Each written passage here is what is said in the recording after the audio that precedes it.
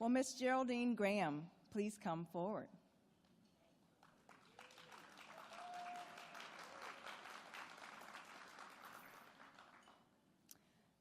Some people think that the COE staff are responsible for advocacy for low-income students and for TRIO, and that aside from writing letters or emailing or tweeting when asked, advocacy is not a core responsibility of an educator on the front lines. Working with low-income first-generation students is the priority. Others argue that advocacy is something that you do in the time of crisis, when a program is threatened with cuts or elimination or oddball legislation. Geraldine Graham disapproves of both of those myths. Advocacy is best done by building deep roots in a community, by authentic day in and day out service of said community, and year in and year out reaching out to people across racial, ethnic, class, and religious lines. And by taking the time to explain what TRIO is and the importance of that community.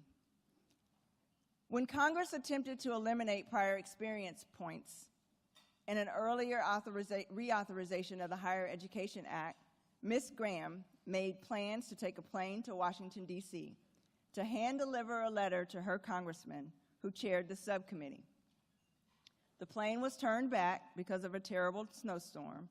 Those of us from the Midwest understand what a terrible snowstorm really means. So she went back to the airport, but Jerry got on the next plane to come to Washington. It too was turned back because of weather, but she got on the next plane.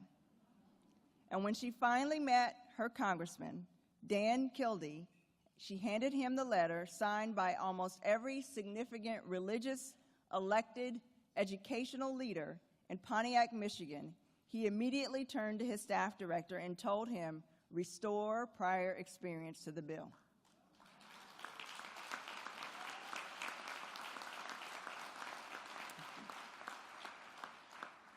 That's what advocacy is.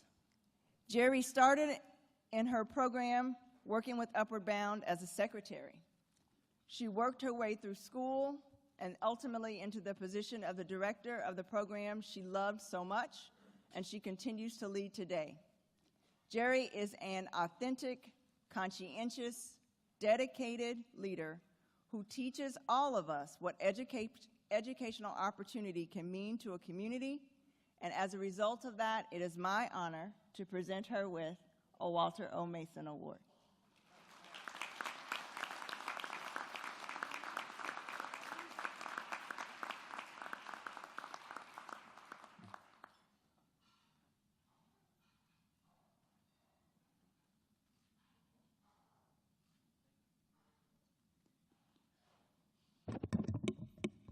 Good afternoon.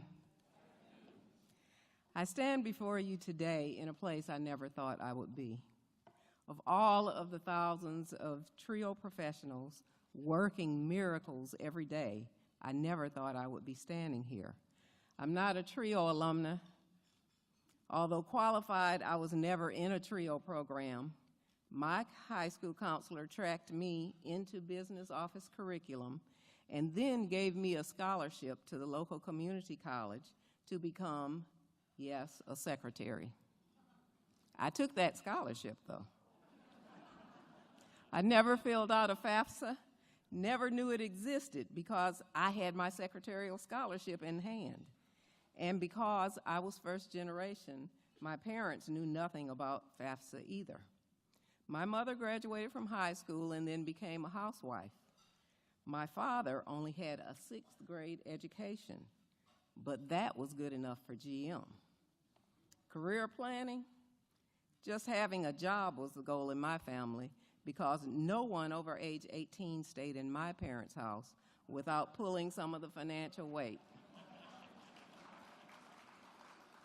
So after high school, I took my scholarship and I dutifully went to community college and I got a job as a secretary at Oakland University.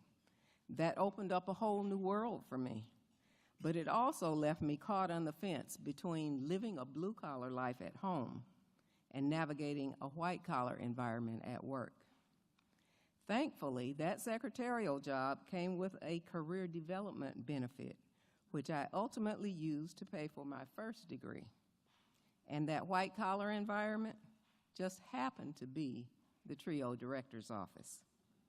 So my inspiration came from a lot of places. TRIO students, bold, fired-up African-American young men and women who were my own age, transplanted from inner-city Detroit to suburban Rochester, Michigan, as Special Services for Disadvantaged Students program participants on a 97% predominantly white campus. Students who were simultaneously scholars and activists, and who had the nerve to call the university president by his first name. They protested, they marched, they sat in, but they also took care of business by earning their degrees. And they graduated, leaving me still sitting in front of that word processor. And my inspiration came from innovative thinkers, the late Dr. Manuel H. Pearson, Dr. George A. Jackson, and the late Mrs. Elizabeth Copeland Glass. All at Oakland University, these three Imagineers, as I call them, created the National Upward Bound Fine Arts Institute, Project 20, Veterans Affairs, and the Cadet Engineering Program long before Upward Bound Math Science, STEM, STEAM, or Veterans Upward Bound were ever conceived of. They all challenged me to do something different with my life and mentored me right along with their TRIO participants. And through them, I met other TRIO pioneers like Dr. Arnold Mitchum, Dr. Charles Gordon, and Mr. Clark Chipman back in the day when DOE had regional offices. And my inspiration came from my parents, who thought bigger for me than I thought for myself. With the civil rights movement at its height and Detroit burning, I was a very young teen, frustrated that no one would hire me because I was not old enough. I wanted my own money. And I suggested to my mother that, like her, I should get a couple of days. In that time, that meant doing domestic work for pay for the rich white folks who live about 15 minutes away. I had never before and have never since seen such fury in her face than in that moment when she looked me straight in the eyes and forbade me to ever clean anyone else's house for pay. I did it, she said, so that you would never have to.